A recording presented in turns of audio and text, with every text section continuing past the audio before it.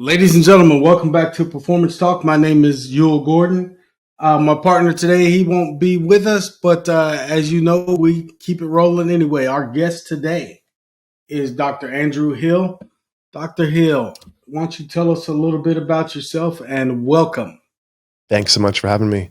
So I'm a neuroscientist who works with people's brains. I help people do sort of functional change in their brain. I work with everyone from kids to elders. I have a lot of athletes that I tend to work with in helping them a mix of things between rebuilding function after injuries as well as kind of getting their groove back. I work with a lot of high skill athletes who might age out of their sport, being the best in their sport, especially with things like golfing or other fine-tuned sports where you can kind of lose your edge as you get more and more skilled because you might get in your way mentally, or you might have a aging related phenomena. So I do that performance aspect of it. I also work with a lot of football players, soccer players, hockey players, European football because of the injury rates. We tend to get a lot of injuries in those sports. So mostly I do this thing called brain mapping and neurofeedback to help people change their brains, but I do an awful lot of broad sort of brain performance coaching and brain rehab coaching.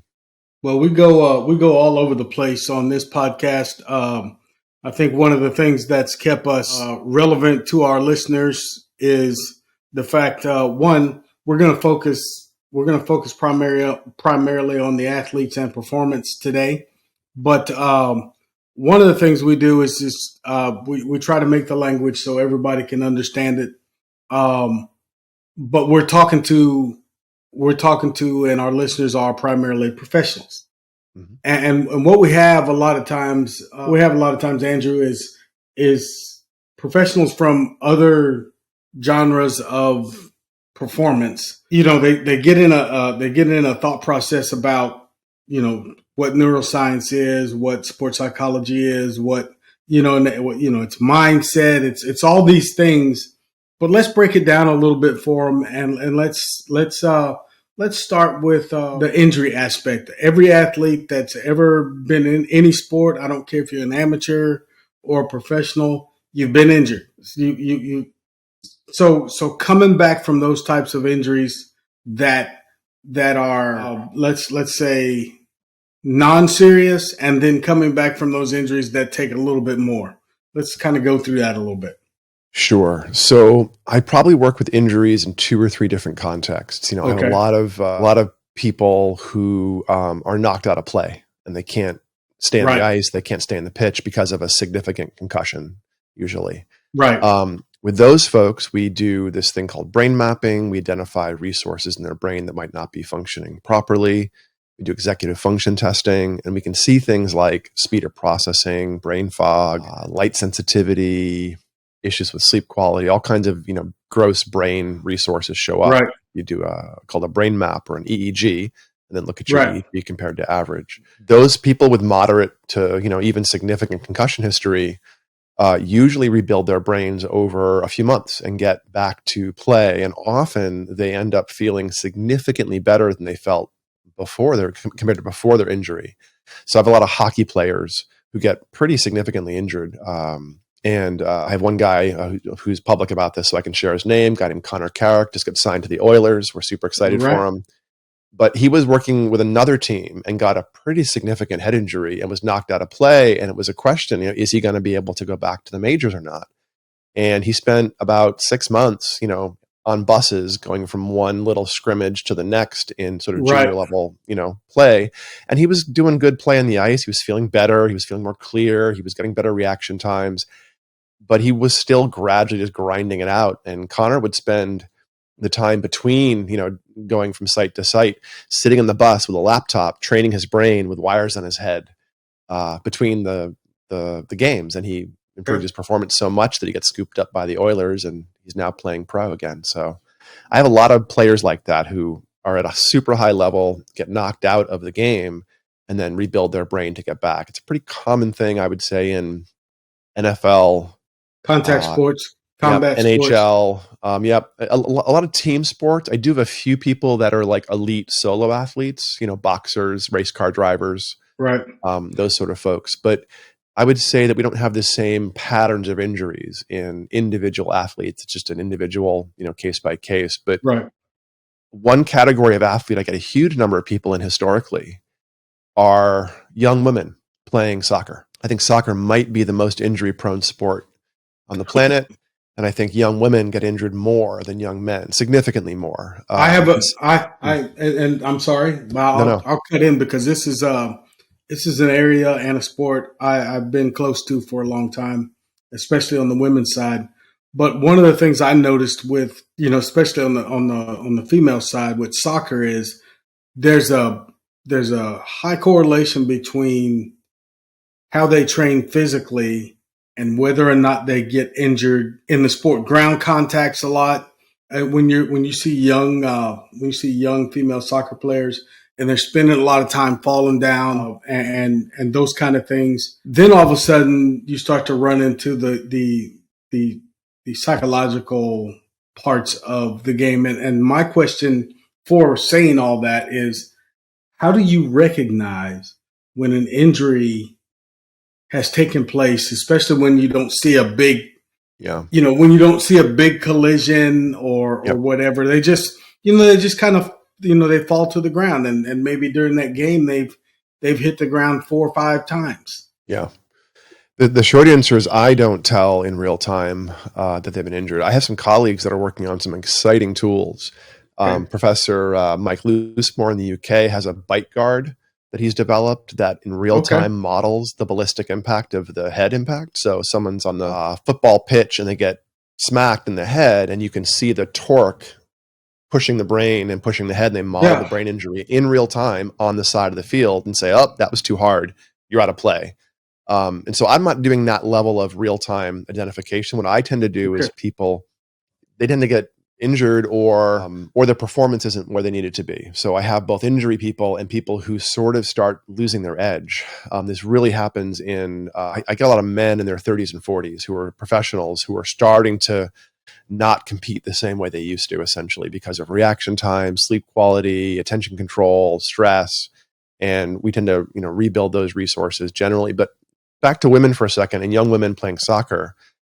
I have several offices around the world. One is in St. Louis, and there's an eating disorder center in St. Louis that we work with a fair amount. And we have a lot of their clients over the years who are mostly young women. And I was sitting down with their medical staff a couple of years ago, looking over a big stack of client histories because we had so many shared clients. I went over to their center and did a presentation on, brains and things. Right. And we sat down with all the clients we had shared. And we realized that almost all of these young women had eating disorders, and their brains had a sort of an OCD-like pattern that was developed from the injury. So I think it's really common to develop OCD tic phenomena after a concussion, and young women can develop an eating disorder phenomena that's not body dysmorphia or socialized, mindset stuff. Right, it's really about OCD cramping up, and food and consuming food becomes the place that OCD latches onto. So I think it's really common. Yeah, that's interesting. That sounds about it's and we did much the way you did is I went over some like clients' records on the physical side of training to see, okay, where are we with these injuries and why do they keep happening? Yep. And we can go all the way from ACL injuries in athletes to concussions. And the biggest thing that we found was that prior to the injuries taking place or performance degradation, let's put it that way. Prior to that, the girls, I say girls because I'm old, but the young ladies, their training habits didn't include certain things. Strengthening of the shoulders and neck, and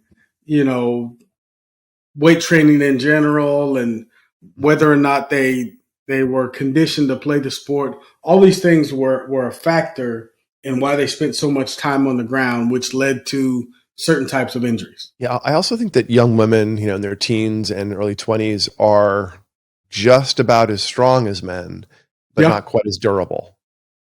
Yeah, So they have the same kinds of impacts, on a soccer field or something, but the women get injured and have more out of play events, more consequence than the young men do, in my experience. So I tend to see this cluster of symptoms that comes, it's a post-concussion syndrome, but in young women, there's this secondary phenomena, I think, that can show up because of the sort of OCD phenomena created by the concussion. So I see a lot of that in young people. I also work with people that have, again, that skill level phenomena where you can lose your edge. Tennis, golf, fencing, those are sports that you can get better at your entire life, actually. Like an old fencer is a good fencer, generally. If you're any good, you keep getting better if your knees manage to stand up. Right. And the same thing's true of, a race car driver, an MMA fighter. If you're good and you age, you keep getting better. And there can hit a point where your aging starts to get in the way of your skill acquisition, your dominance of the sport. That's actually a lot of when I see, I sort of consider my middle-aged athletes very similar to my middle-aged executives. They're top of their game, but they're starting to notice dips in performance day to day that they want to address. And, we can see in those brains of those high performers, the same thing we see in, young performers. Right. You tend to have, brain difficulties if you see me, but you also often have things like anxiety or ADHD. It's really common for an athlete to have ADHD. A lot more common, I think, than the average population, maybe twice in my experience. But if you're a young woman, then you're going to be a little bit less physically smooth and controllable, a little more reactive, and you might actually get injured more because of your impulsivity or your lack of ability to control your body. So I find that when I work with someone, we work with them towards goals. So it's often improved reaction time, improved self-control, improved motor control, etc. But you're not working on that one thing. You're working on someone's brain. So you have all the resources of speed of processing, sleep quality, recovery from exercise, executive function, all those really important resources on top of that remediation stuff, which might be from the concussion or the mild injury or whatever it is that someone's experienced. So it's not just a brain remediation phenomenon. It's really trying to optimize the whole person. And then they generally perform exceptionally well after they do some neurofeedback.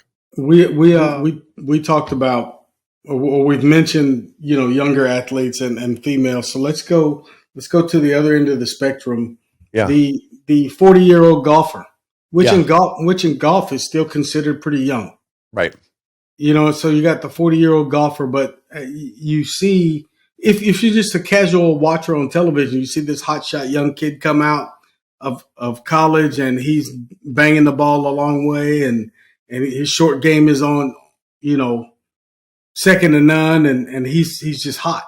Yep. He goes through and his career progresses and then all of a sudden you see this drop off and he can't make it past the cut. What is this is a performance decline. I guess as the expert, tell us, is that a neurological thing? Is that where can be? Is it, I would say if he's doing everything physically the same, his plan and his routine is all the same as it was when he was younger, which that's impossible, but let's just say that. I mean, for things like golf, I would say it's especially true that you can get away with being young and powerful and perform well. You can just brute force in some ways your competitive advantage.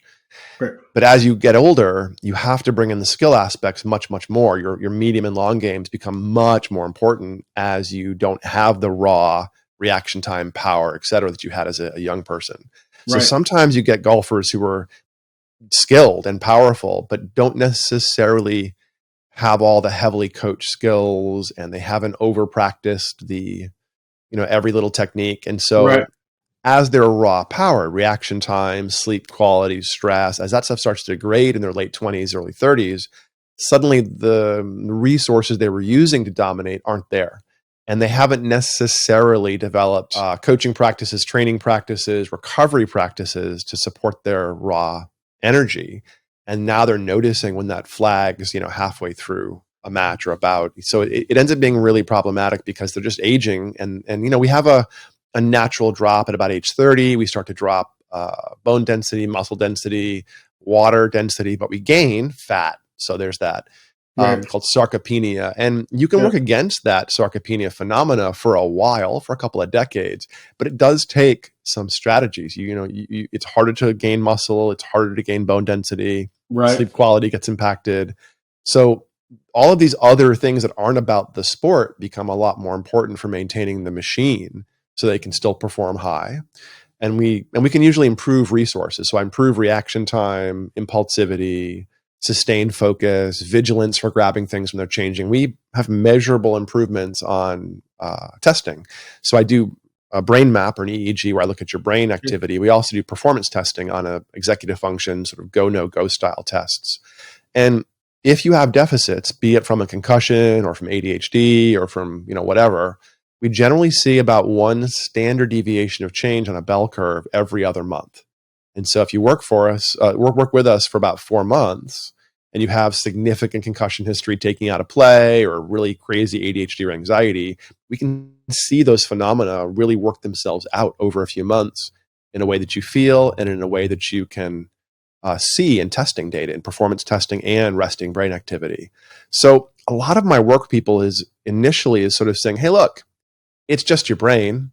It's changeable. Let's understand it together. Let's figure it out and start applying some, learning pressure in a way that'll give you more control over it. And even this aspect helps the sort of other category of athlete, which is, the ones that have developed the yips, the golfers that their mental game is no longer in play, the race car driver, the car driver who's crashed too many times and is having a hard time now on a particular course, a particular curve she can't handle.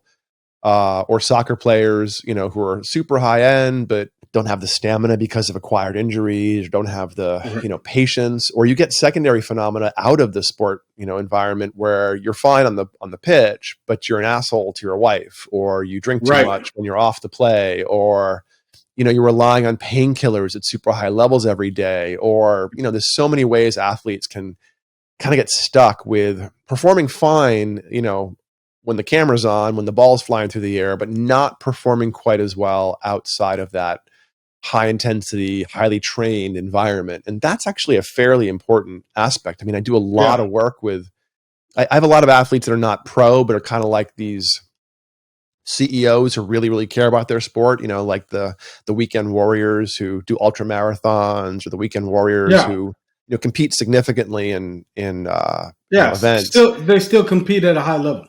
Yep. A lot of these folks, they come in because they want better sleep, or they want better reaction time, or they're noticing that the younger guys on the court are a little bit faster. And we're like, great, let's look at your brain. And we find in these high performers all the same stuff you find in people that are suffering. You find perseverative anxiety, obsessiveness, rumination, speed of processing issues, sleep quality issues. You see it in everyone, regardless of if it's given a diagnostic label. Someone comes in with OCD, you see it. Someone comes in who's a 9-figure CEO who's also kind of a hard charging individual. You'll see the same phenomena. You'll see these sort of front midline of the brain grabbing information and perhaps holding onto it a bit tightly, called obsessiveness or perseveration. So I end up dropping away from this diagnostic landscape. I mean, when people are injured and have actual deficits, we find them. But beyond that, it's more about like, all right, here's your brain, here's your performance. What does success look like? What does improved performance look like in the context of your sport, in the context of communicating with your spouse, in the context of recovering from your workouts and sleeping more deeply? And you can start to teach people about their brain activity and how they might impact communication, reaction time, sleep. And just teaching somebody about these resources can actually do an awful lot all on its own. And then if you start remediating or changing resources, it's very powerful for someone to take control of their OCD, their seizure, their brain fog, their light sensitivity. Right. I mean, I even have spouses calling me and saying, whatever you did today, do it again. We had the best conversation. He brought me flowers. He was talking about emotions and therapy. What did you do over there? So you can really get access to a broad set of brain resources. And again, often the identified goal is get me back to play, doc, or the guys in the pitch are running by me and I can't keep up, or my sleep is lousy and I'm not getting restored for my workout the same way. It's often a discrete thing that's brought them in. But once you start looking, it becomes, all right, here's your brain. Would you like to improve your stress, your sleep, your mood, your executive function, your speed of processing, your self-control physically, your pain? These are things you can sort of see in resting brain activity. and you can exercise, you can shape the brain and create subjective experience in those resources within a few days, usually. So it's a pretty quick process to go after the brain and help the brain work, directly. I'm sure that, a lot of our listeners, and I know I have one or two athletes that listen. I know that when they say that when they hear you say it's a pretty simple exercise to go after the brain, the first thing in their mind is, well, what do we do to get better? Yeah. What are we going to do to improve this? So my question to you is, what are some simple things in training a trainer not schooled in, or coach not schooled in neuroscience can pick up on? Yeah. Now, a lot of the work that I do is pretty technical and requires a lot of neuro to be sort of functionally applied in real time. But I also do an awful lot of non-neuroscience or non-neurofeedback, non-tech coaching around these things. And I would say the biggest thing that coaches can help their athletes learn to do is to hack and track their sleep. And the next biggest thing is to get the athletes meditating. Those things have massive impact on all kinds of brain challenges and goals over time, especially sleep management. Really, really important to teach the athlete's brain to get into deep sleep reliably, to fall asleep at will, to wake up cleanly. If you dial in your sleep, you'll get a lot more restoration, recovery out of the other work you're doing during the day. So sleep is, I would say, the number one thing to focus on. If you aren't already coaching your athletes on their sleep quality, giving them hacks, giving them trackers, teaching them about the stages of sleep, teaching them about how you can control the amount of deep sleep you get night to night based on when you eat, how you work out, how you stress, how cold or hot you are. These will have real impacts on slow wave sleep, restorative, deep, dreamless sleep. And that's the one that you need to sort of tend like a garden and grow. And thankfully, deep sleep is also the one you can pretty reliably track with a sleep tracker. You can't track things like REM, but you can track deep. And deep happens to be the one that flexes day to day based on lifestyle. So you can really get a handle on deep sleep and improve that. I would say it's the number one thing. And the second thing, meditation, learning to do mindfulness or meditation for 10 or 20 minutes every morning. It creates less reactivity. It creates a thicker cortex, more brain. It makes you less reactive.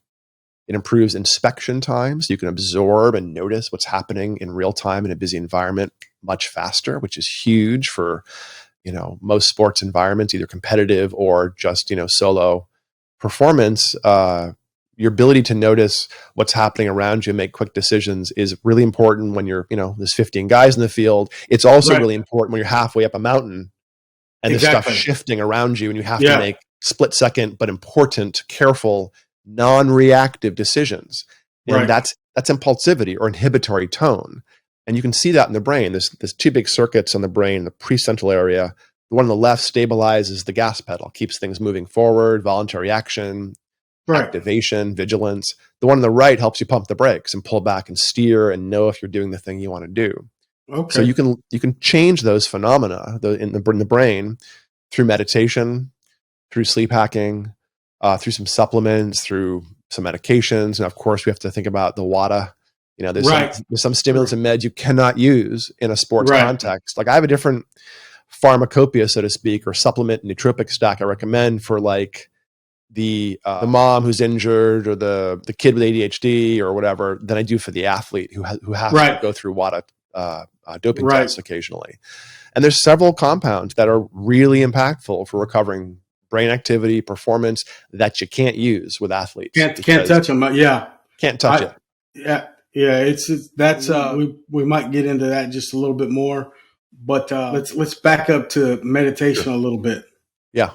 One of the things as part of my coaching tools that I use is, I try to introduce the, younger athletes into meditation.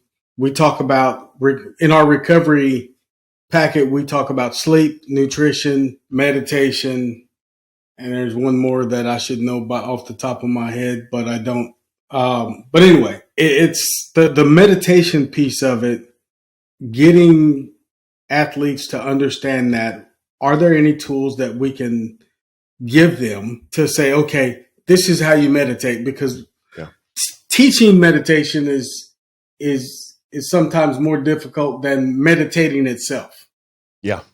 Because once you've grasped it, like you and I can probably sit down and get into a meditative state.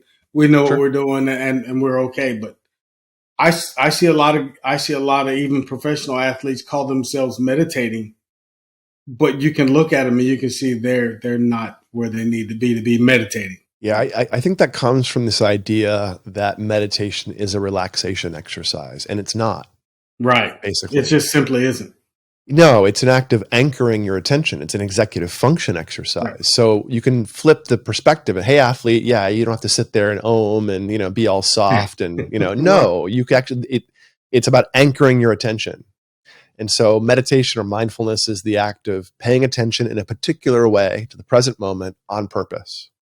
That's it. And then you hold the anchor, whatever you've chosen to focus on, your breath, a sound, some rhythmic process like the waves or a car going by. Right. You anchor to it. And then because you have a mind, it gets distracted. And a few seconds in, you notice you're thinking about how hungry you are, how cute she is, my knee hurts. Yeah. And you go back to the anchor again and again. That's the rep of meditation. So there's nothing wrong with getting distracted during the process. In fact, you will, because you happen to have a mind. So going back and back and back to the anchor again and again, that's what meditation actually is.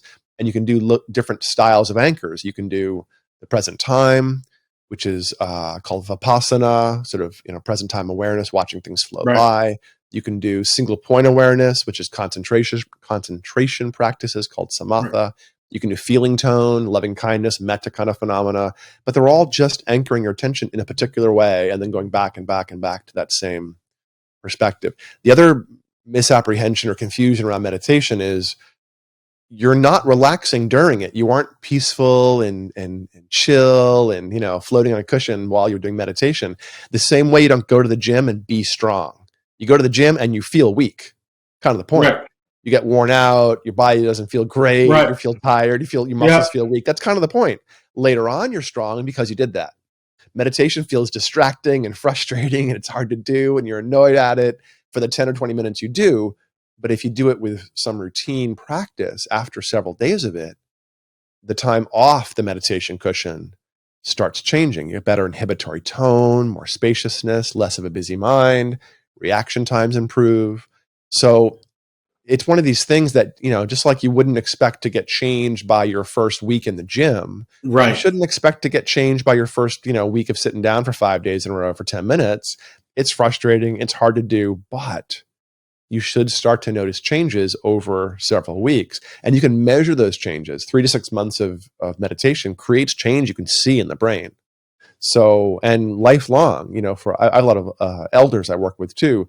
And if you meditate for even 10 or 20 minutes a day, you sidestep the cortical thinning that comes with age. And so you completely sidestep it and you're left with a nice fat and happy cortex on the insula and the sides of the brain. And that's the part of the brain that's involved with body awareness, right? Hunger, some movement aspects or awareness of movement. So the insula is a very body-focused part of the brain, and you can maintain it just by meditating. And that's huge for older athletes, especially who are trying to do, something where they're controlling their body and aware of it. And they aren't we all know 60-year-olds who perform kind of like they're 25 or 30. We all know 60-year-olds who kind of, stiff leg walk around, have trouble with stairs or kind of uneven. And you do have some choice over which of those 60-year-olds you become. But you got to start around age 40 or 50 to control that trajectory. And so I get people thinking about these longer term things they can do to improve the direction of that trajectory, be that sleep hacking or meditation or weightlifting, resistance training, in general, or sport-based practice. I do a lot of work with, in certain teams, I have the strength and conditioning coach as my sort of person, and they will implement my coaching with their team, adding the brain coaching in to their resistance training programs, whatever it is. These days, strength and conditioning coaches often have more jobs than just. You got more hats, So they're often very excited about, hey, I have these 3 guys who used to be better. How can I improve them? I have this one guy who's out of play that I want to get back into play, but he's struggling with a concussion. So I tend to work strategically sometimes with teams, helping them understand what to assess across individuals, where they can make some small changes in the clubhouse or the training routine for everyone in a brain congruent way. ways of controlling how early you work out, ways of affecting. I've had a lot of teams recently start fasting before bed. A lot of my athletes, especially the NFL players and the bigger, muscle sports, they're kind of eating all the time. So my NFL players, I'm talking to them and they're having lunch. They pick their second lunch up. They're just fueling that 400 pounds of muscle. It's just ridiculous sometimes. And just having these folks, hey, 2 hours before bed, cut off your calories, let your blood sugar drop. That allows growth hormone to be released once you're asleep. If you have blood sugar that's kind of high, if you're asleep, no growth hormone for you, and you will not recover. But if you fast a little bit and play with sort of swinging that seesaw of circadian rhythm deeper and deeper sleep, more growth hormone, more recovery, and you get more sleep from the same hours. So it can really make a huge difference to give people just a few subtle changes in sleep timing, in when you work out. My brain focused circadian supporting workout strategies for people generally are low key workouts in the morning and intense workouts between 4 to 7 p.m. when cortisol is naturally low. Then you can spike it hugely and feel it, and it does its job of mobilizing, triggering muscle growth, etc. But if you work out hardcore at 6 a.m., you're actually working a system against receptors that have been flooded with blood sugar and cortisol recently to wake you up. So you might actually not get as much of a workout and energy flux going if you work out super hard when you first get up versus super hard in the afternoon. So things like that can make a huge difference at like a team level, just optimizing people's recovery. Just in the understanding of it, stepping back into motivation a bit, I can tell you that for a lot of athletes, motivation to them feels like sleep. Yeah. I'm sorry. What I say? I said motivation. Recovery. No, not. What were we talking about? Man, I tell you what. Look at that. And I can tell you exactly what that is in your brain. By the way, that's your alpha speed. Is it speed of your alpha? Yeah, the alpha is like the idle speed. You might not to pin you down, but you might be of an age to remember carburetors. Remember the idle screw on carburetor? Turn it up, the car idles faster. Turn it down, the car idles more slowly. That's the alpha speed. And the alpha speed starts off at about 10 hertz, 10 cycles per second. And injury, fatigue, illness will slow it down and spread out the alpha throughout the brain. So it's not the same synchronous speed. And then we experience things like word finding issues, delayed recall for stuff we know, but it's not quickly coming to our minds, or names. Tip of the tongue phenomena for names is really common. That's not a memory thing. It feels like it because you're using memory when you reach for that. It's the deficit. It's timing. You're handing off information between parts of your brain, and it's hard to synchronize. Like, hey, brain, give me the word. Here it is. Here I come. Wait, what was that information? It's timing mismatch. And that is a function of sleep quality often for many people. So if we looked at your brain, your alpha waves would be sliding down a little bit, slowing down. But your delta waves, your sleep, rest, and repair brain waves, the deep metabolism, might be pushing up a little bit into the foreground. And that'll produce some brain fog or some lack of clarity, tiredness. So if I looked at your brain and saw these things, I would give you 4 or 5 different sleep hacks to try to maximize the quality of your deep sleep, including fasting before bed, keeping your room cold, maybe mouth taping, maybe get you tracking your sleep to see what's going on. So I'd try to address your word finding issues that way. Or if you wanted to train the alpha speed up, you can use neurofeedback to goose it, to really just tune the speed. And then you'll feel smarter. Alpha speed highly correlates with IQ. So how fast you can grab information is one of the big 3 things that makes up IQ. And you can see it and you can change it if you wish. Well, I don't do that often, but I do it.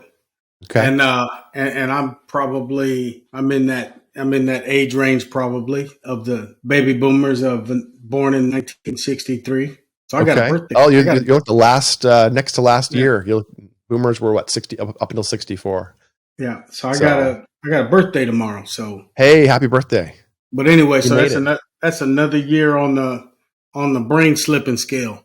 No, it is, but it's not deterministic. We don't all degrade, and it has to be a combination of diet, exercise, mindset, meditation, sleep hacking. All of those things will keep those trajectories of aging relatively flat, and you can work against those trajectories. You can improve brain density, bone density, muscle density. That's all changeable stuff. So I don't want anyone to tolerate, feeling like they're getting old and their body isn't doing what they want. I want them to dive in to make change.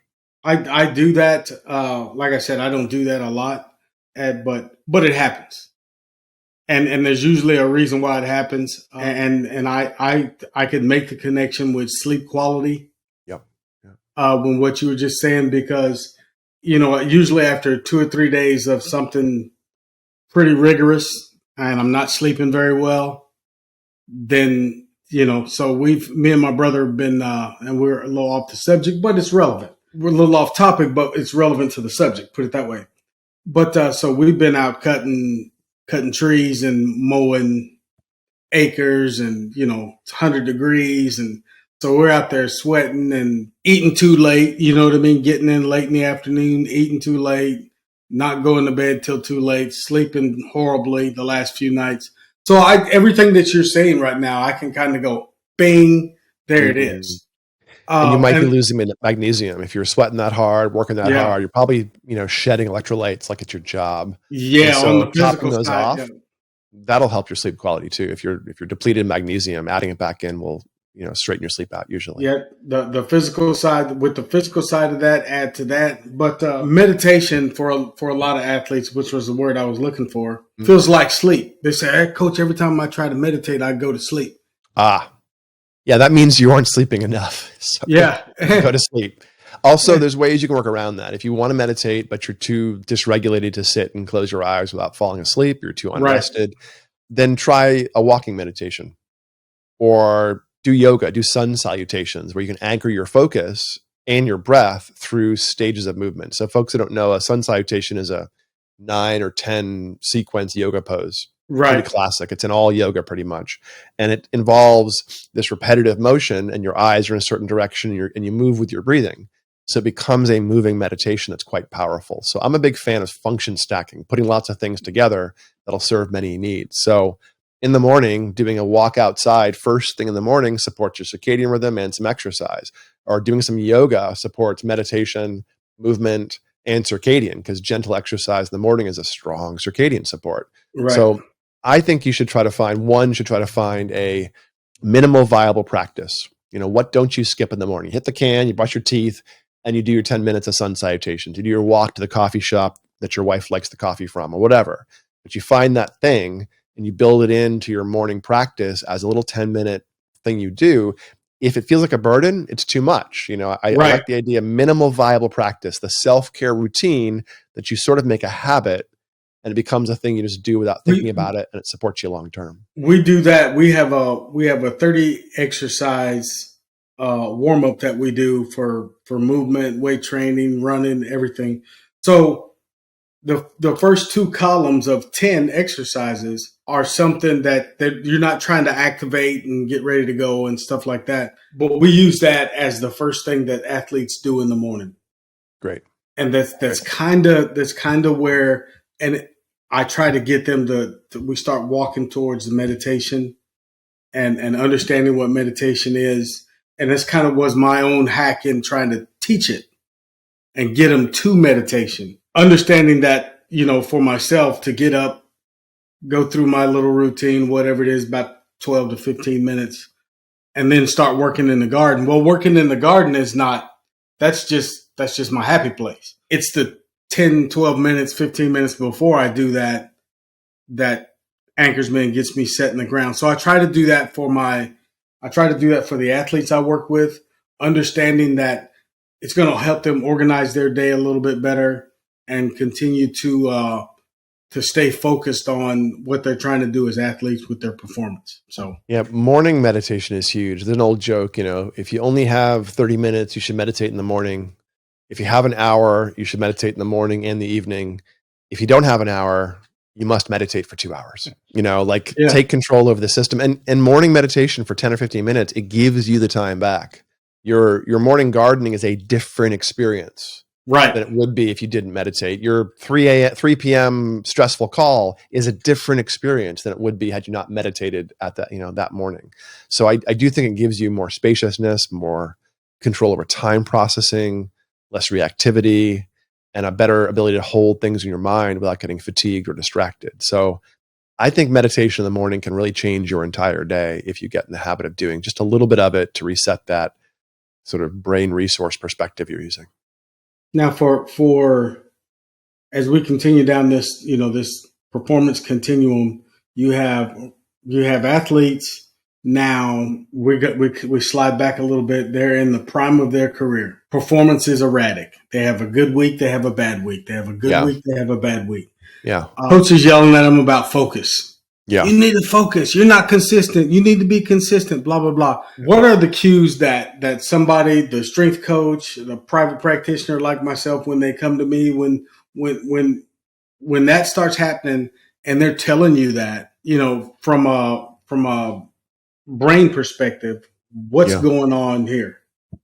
Yeah, so you can see this stuff. You can measure performance and see impulsivity or distractibility under low intensity. Most of these athletes that have that kind of condition, if you will, are fine when things are perfect, when things are intense, when the team's around them, when they're in flow. They actually are exceptional.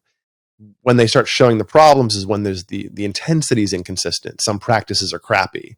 Some games where they're not really on, they're not on compared to where they should be. And it's really obvious. You see this in the brain in athletes. You can see again these two big areas, the precentral gyri on both sides, left and right. The left one stabilizes attention, stabilizes vigilance, whether or not things are intense.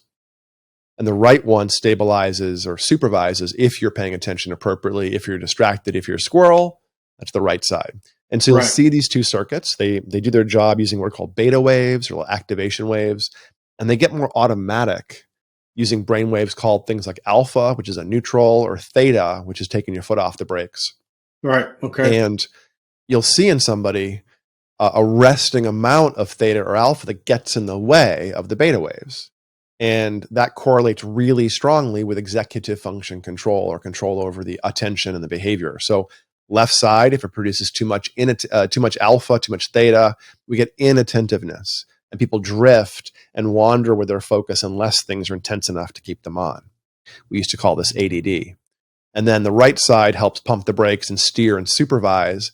When that one's not doing its job so well, when it's making lots of theta, we become much more reactive to the outside stimuli. So we overreact to the ball or the person out of the corner of our eye.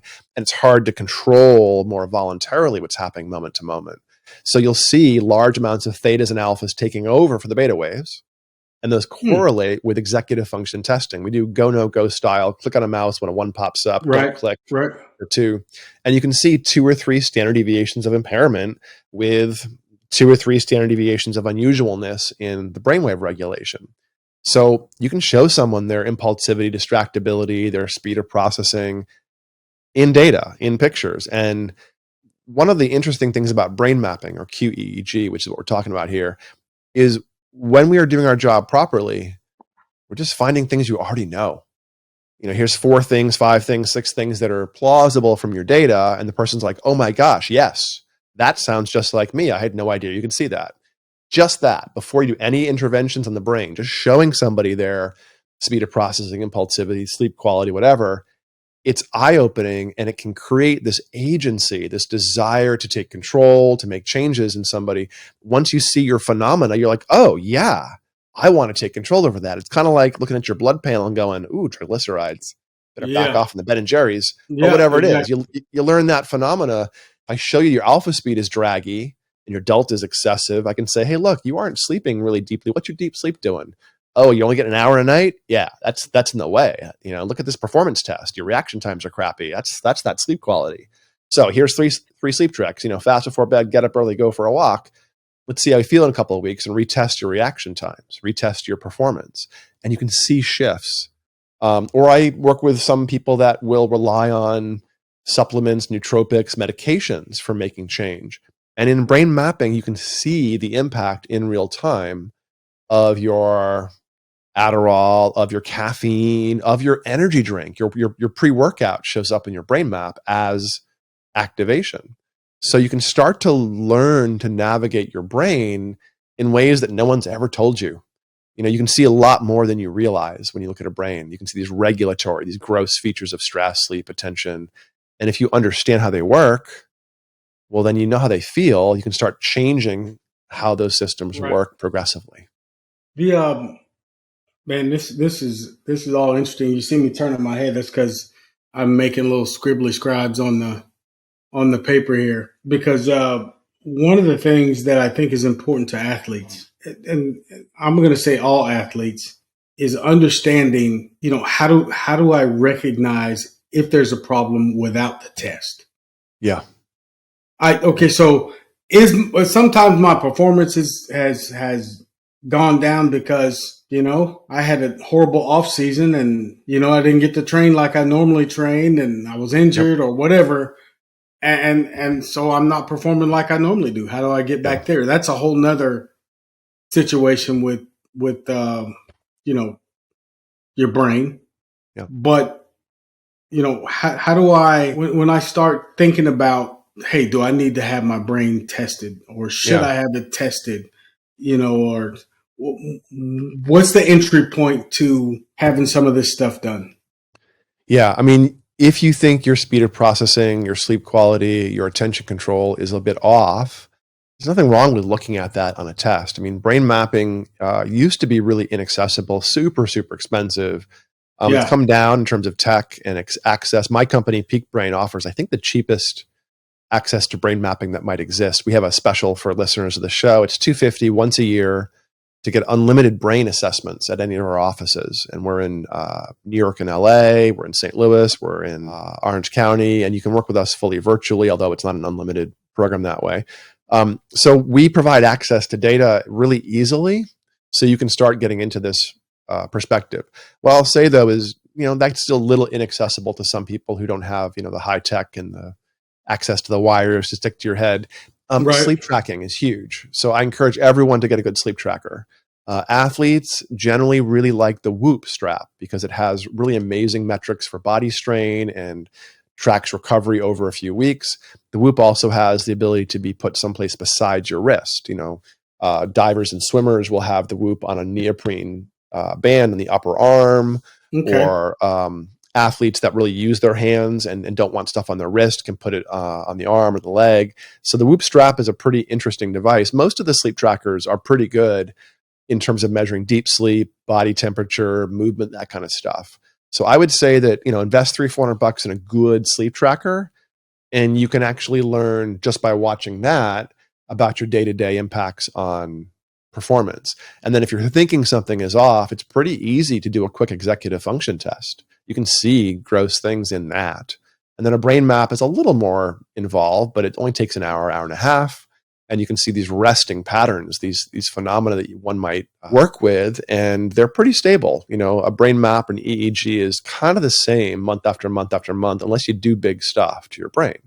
So you can do an EEG and do a population comparison called a QEEG, and you can see these things pretty easily. And I mean, in the US, there's not a huge number of people that do neurofeedback. There's probably about 10,000. But any big city is going to have somebody who can do a brain map for you, do an executive function test for you, help you understand where your performance is. And I encourage folks to do this even if there's no challenges or no problems. You might want to look at your health, even if you didn't think you had blood pressure issues. Check your blood pressure, check your lipids. These are phenomena to manage. And so my reason for having Peak Brain is really an access play to create a system where we keep the cost down somewhat, keep the access and agency high.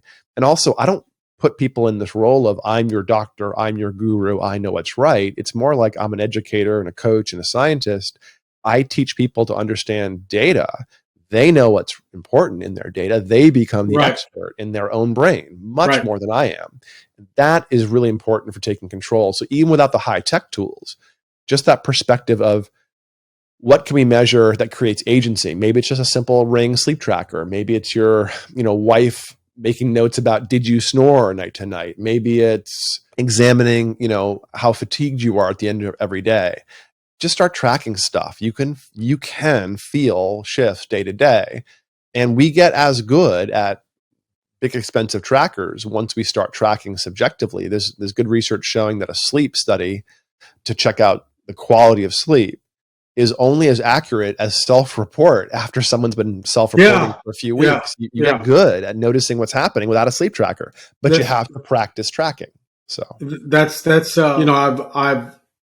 I've used a number of athlete tracking devices that, will have sleep and nutrition and a whole bunch of stuff on them. You know what it is. You don't see too much about, tracking, what's going on in the brain. But what you're telling me is from some of the other items like, tracking recovery, tracking sleep, tracking, other things with a simple brain mapping once a year, you can start to see some, I don't want to say changes, but you can start to recognize, some areas that you may need some help.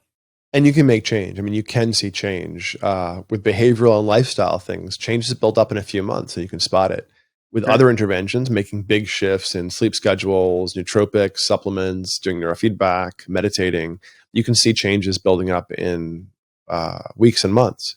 So the brain's pretty mysterious. It's also somewhat invisible. So if you're suffering with stress or fatigue or brain fog or reaction time issues, it's hard to see. And often we just kind of internalize that and think of it as our self or our fault, how we're built or how we're broken. None of that's really true. A lot of these phenomena are changeable. So I think that's more important perhaps than this idea of like, where's my suffering is, hey, it's changeable. So yeah. There's a goal, there's a label, there's a diagnosis, there's a deficit. But I'd rather really focus on the success. Like, what does success look like? What does a goal, mean for you? What is not feeling crappy? Great. Okay, you're concussed. But what does that mean for when you're on the far side of this? Is that reaction time? Is that concentration? Is it stamina? Is it emotional stability? What does success look like for you? And that's how I approach brain interventions, is focusing on that next step. That's a great way to look at it, because I hear athletes tell me a lot of times, hey, I'd like to react to stuff faster, or I would like to be more focused in these situations, or I would like, and they're always kind of relating it back to something physical from a standpoint. Well, I'm not focused because I need to be in better shape. Well, maybe not. If you come to me and we do the physical test and you're in great shape, but you're still unfocused, there's some more stuff going on. Yeah. And you can look at the brain and tease it apart. You can say, oh, okay, old concussion. Oh, okay, you're not sleeping deeply. Oh, okay, you're carrying all this extra stress that's making you not react as rapidly or overreact. You can see it in a brain map. So I encourage folks to think about brain mapping as a tool you can use to explore your environment, and it will give you strategies to then pursue for change. Yeah, this is one of the things that always get asked with anytime we're talking about anything with the brain, psychology, mindset, anything is. And I probably asked this a couple of ways already, but is, Coach, what do I need this for? Yeah. For the stuff that I do, I would flip that and say, well, what are you not doing? What is your brain not doing that you want it to do? And reaction times, more self-control, more stamina, faster visual inspection time, glancing at the soccer field and seeing instantly where everyone was and all the patterns in real time. Yeah. Huge. And, I would break it down. It's not about, generically what you need. It's specifically, where are you noticing performance difficulties that you want to make change? Those are probably visible in your brain, or you can come up with sort of functional neuroscience interventions that will have an impact. I think of this landscape that I work in really comprised of about 6 to 8 regulatory features. And those regulatory features become the low-hanging fruit, the stuff you can change in almost everyone. And those become executive function or control over the attention. Okay. Right. Anxiety of all sorts is really tractable, really changeable. Sleep, the onset, the quality, the architecture of the sleep. Sensory processing, social processing. Okay, yeah. Speed of processing, which is huge for athletes. And then there's these features of stability. The brain tries to resist falling over into unstable metabolic states. We call those things like seizure and migraine. So you can work on all of those things reliably and see them in the brain, make changes with all kinds of things, including neurofeedback. And then as they change, go back and map the brain, measure the performance again, and see the changes. So I would just wonder when people ask that question, why do I need this? Well, do you have difficulties in your executive function, stress or sleep, mood, motivation, reaction time, impulse? Are there difficulties here? And generally all humans have needs and goals around stress, sleep, and attention, creativity, reaction time, flow state. So if I tell some athlete, I can improve your reaction time, decrease your impulsivity, and give you reliable flow access, they know why they want that generally. Yeah, especially those first two. Yeah. But these are accessible things to start taking control of. They're not amorphous. It's not that I have some magical label called mindset and I just teach people my way of thinking. It's like, no, let's look at your brain resources, figure out which might be in the way, and change them. Give you strategies to start making progressive change. Athletes know about making change. They get injured and do rehab. They learn new skills. They change their bodies profoundly over a year or two. You know about making change. Well, your brain is more changeable than your body, much more, much faster. So I can get you a brain that does what you want way faster than I can get you, low body fat for your stage competition or whatever, The brain changes so fast. I mean, we get about 2 standard deviations on a bell curve in 50 sessions of neurofeedback, 3 months. 2 standard deviations of executive function change pretty reliably. If there's any deficits, that's pretty reliable. That's a huge impact that's significant. Everything. Yeah. So as we are coming to the end of the time here, let's talk to us about. We want to know about the Peak Brain Institute. Yeah. So come check us out, peakbraininstitute.com. But we're in New York City, we're in LA, we're in St. Louis, we're in Orange County, we're in London, and we're in Stockholm. So we have physical centers in those locations. In the US, we work fully virtually. We can send you out equipment. We do brain training and brain mapping for a few months at a time, 100% virtual. So we send you brain mapping equipment. Coaches walk you through putting a cap on the head and squirting it full of gel and doing assessments. And we generally do a couple months of neurofeedback, and we teach you to stick wires to your head and move through the process. You can kind of think of Peak Brain like the Soul Cycle model for brain training. Where we send you equipment home, there's coaches and screens cheering you on and nagging you to do stuff and, moving you through different types of interventions. So come check us out, peakbraininstitute.com. All of our socials are Peak Brain LA. I also do a live stream every week on YouTube where I actually do neurofeedback on myself and unpack some biohacking topic. Last night was sleep. So you can go watch that one. I know it's a huge factor for athletes to optimize sleep. So yeah, come find me on the internet and ask me your brain questions. And if you need some direct coaching and brain interventions, we can work with you guys. Well, that's outstanding. Listen, we could probably go on another 2 hours because I've probably written down 9-10 other questions we have. So next time, I'll probably after this, you might get an email from me at some point saying, "Hey, what about this?" Great. Or, "Hey, Great. I'm gonna," and because we don't do that. I try to tell other professionals, look, know when to refer a client or when you should refer a client to another professional. So there's probably, I'm thinking of 3 in the past that I've had, 3 clients in the past that I've had that would have benefited from, being able to dial you up, long distance and talk to you. So we'll keep that in mind as well. But and I just become a coach just like you are. I mean, I'm another coach on the team. You have a coach for your skill, you have a coach for your strength and conditioning, right. You have a coach for your brain. And I'm just one of the coaches generally for folks. And I'm not the senior coach. I kind of consider the athlete in charge or the person in charge of their own brain. Right. But I can sit down with their strength and conditioning coach or the performance coach and talk about reaction time, sleep quality, anxiety, and that has impact for the other coaching that might be done.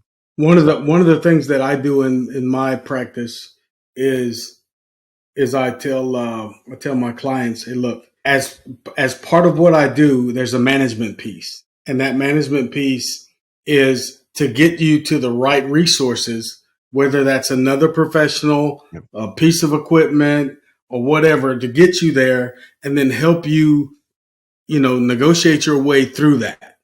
Yeah. So when I look at something like this, I look at that for my toolkit as well as a coach. And I say, hey, I could probably work with that guy. So you have to give him permission to let me see your information, but here's what will happen if you go see him, and you don't have to let me see it, or you can let me see it. So either way.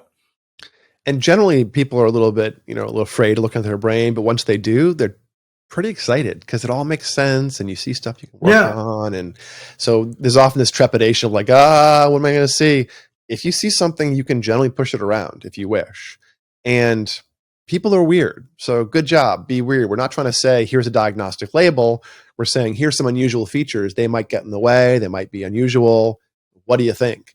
People know themselves. So it's not this mysterious diagnosis that's going to come out of nowhere. They generally know exactly what we're going to find. Right. Look at their brain. So, ladies and gentlemen, it's been Performance Talk. In this iteration, we have been with Dr. Andrew Hill. Dr. Hill, thanks for coming on with us. We appreciate your time. And like I said, I'm going to stop right now because otherwise we'll just keep going. Thanks so much for having me. You'll really appreciate it today. Yeah, appreciate you.